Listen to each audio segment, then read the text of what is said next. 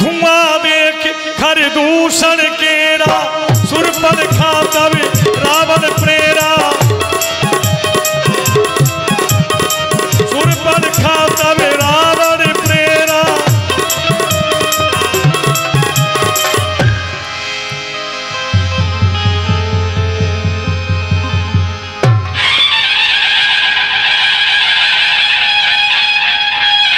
बोलिए लंकापति महाराज रावण की जय हो।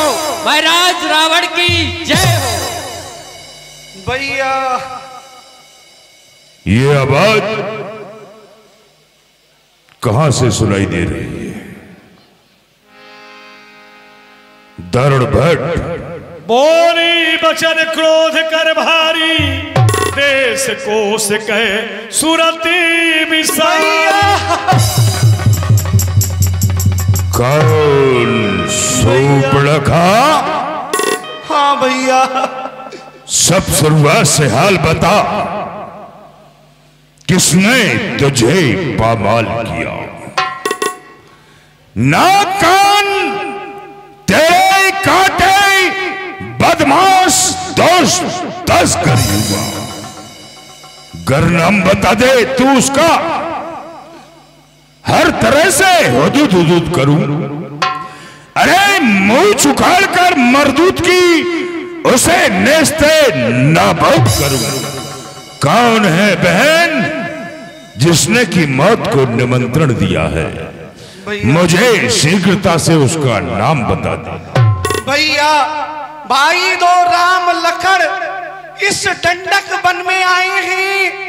सुंदर सी सुकुमारी नारी वो अपने साथ में लाए हैं। उस सुंदर सी नारी से मैंने कुछ बातें करना चाहा।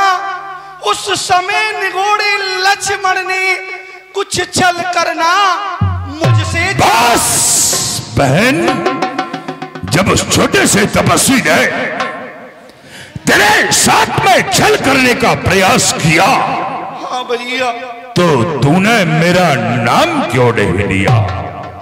जब मैंने तेरा नाम लिया तो सुनते ही उसने दी गाली। बस मरना ही चाहते हैं। पहले मेरे कान काट, पीछे से नाक काट डाली।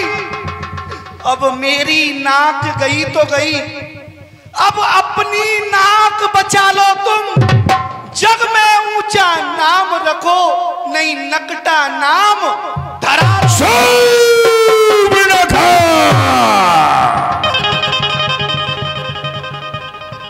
गमनाक न हो तू इसका है, मैं उसकी भी नाक न छोड़ूंगा। बेजान निकाल कर नस्लों का मिर्चों का नाक ओढ़े दूंगा। बल करूं तो उनके नाक छेद ना कौन नकेल डरवा दूंगा।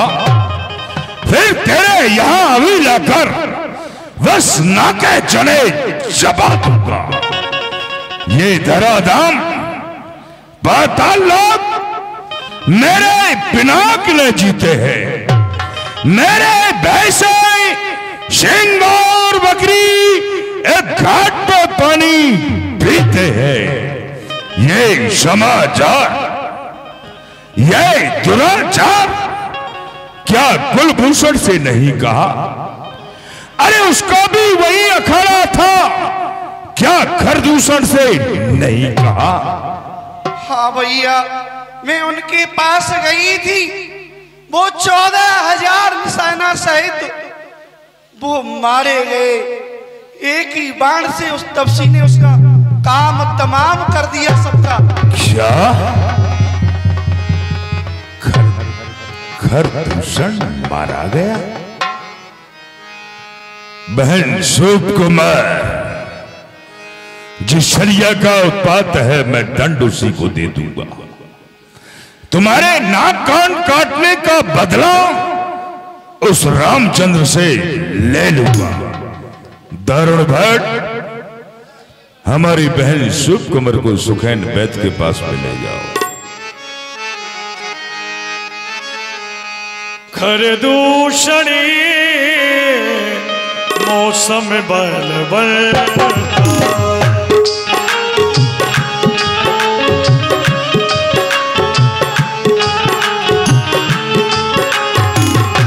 तिनहि को मारिए बिन भगवंता तिनहि को मारिए बिन भगवंता। खर दूषण का मारा जाना हमारे लिए सोचनीय विषय होगा। क्यों?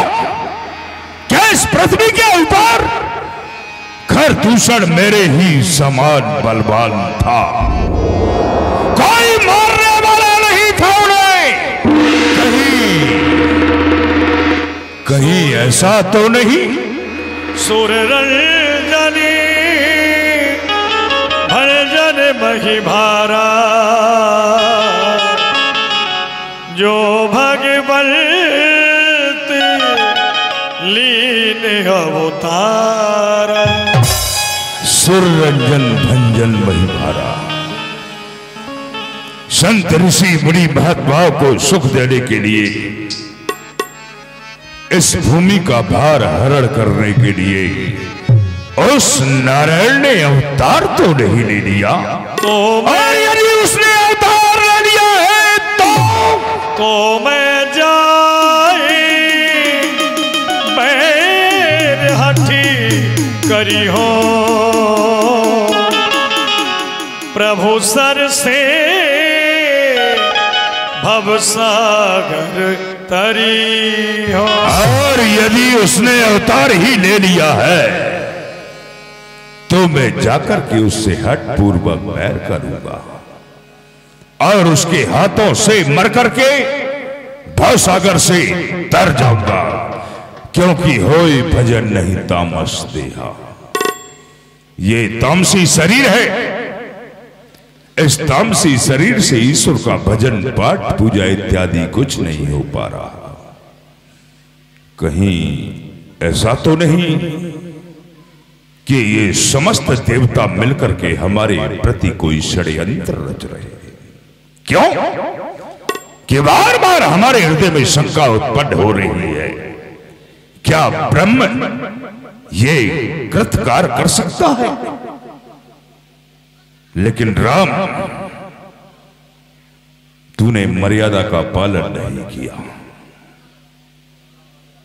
मेरी बहन को क्रूर किया है तूने, एक दशानन के लिए चुनौती दी है तूने, और मैंने तेरी चुनौती को बड़ी प्रकार से स्वीकारा है राम। यदि ये त्रिलोक कहता है कि तू लीला अवतारी है, तो आज मैंने भी तुझसे शत्रुता करने की विचारी। तू है उस लोक का स्वामी तो मैं हूं इस लोक का स्वामी। पता भी पड़ जाएगा कि किसकी शक्ति भारी है। लेकिन हमारी बहन सुख कुमार कह रही है कि उनके साथ में एक सुंदर स्त्री भी है जिसका की नाम सीता है। सीता, वही सीता जिसके कारण हम जनकपुर में गए थे, लेकिन अफसोस हम जनकपुर में सीता का दर्शन भी नहीं कर सके। आज वही सीता चल करके हमारे थाने पंचवटी स्थल पर आ पहुंची।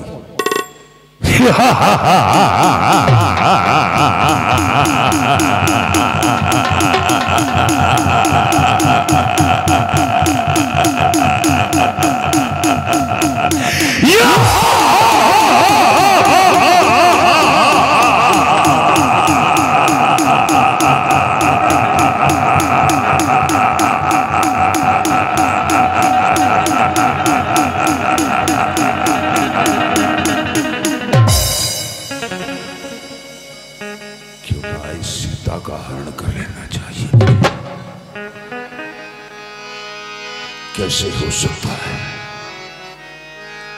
कैसे हो सकता है सीता का हरण? कौन है इस लंका में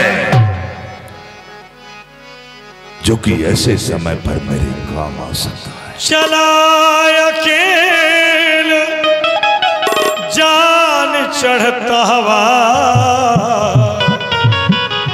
बस मारीच सिंधु तट जावा। याद आया, मामा मारीच याद आया। माया भी है, अय्यार है, बेश बदलने में निपुण है। मुझे मामा मारीच को ही माध्यम बना लेना चाहिए। प्रथम मुझे मामा मारीच के पास में ही चलना चाहिए। महाराजा रावण मायापति भगवान से माया करने को जा रहे हैं, अर्थात मारीच को सोने का मृग बनाकर भगवान श्री राम के पास भेज रहे हैं। भगवान श्री राम तो अंतर्यामी है, क्षण क्षण की बात को जानने वाले हैं। भगवान ने निश्चय कर लिया कि जब रावण मुझे माया का मृग दे रहा है तो मैं भी महाराजा रावण को असली सीता नहीं दूंगा। तो जिस समय श्री लखनलाल जी कंदमूल फल लेने के लिए वन की ओर चले गए, भगवान श्री राम ने श्री सीता जी को आदेश दिया, सुनहु प्रिया व्रत रुचिरे सुशीला, सुनहु प्रिया व्रत रुचिरे सुशीला।